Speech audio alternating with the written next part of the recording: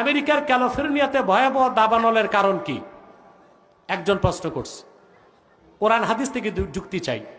দেখেন, আল্লাহ কোরআনে বলেছেন, যাহারাল ফাসাদু ফিল বাররি ওয়াল বাহরি বিমা কাসাবাত আইদিন নাস। জলে স্থলে যত বিশৃঙ্খলা ফাসাদ সৃষ্টি হয়, এটা মানুষেরই হাতের কামাই। আমেরিকায় যে আগুন লেগেছে, এটা আমেরিকার হাতের কামাই।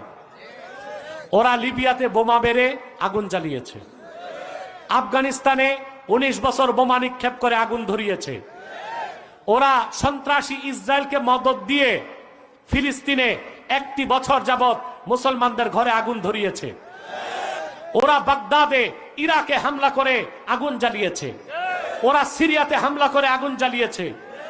50 বছরে যত মুসলমানদের যত দেশে আগুন ধরিয়েছে, আল্লাহ তাআলা ক্যালিফোর্নিয়াতে 100 গুণ শক্তি বাড়ায়া সে আগুন ধরায়।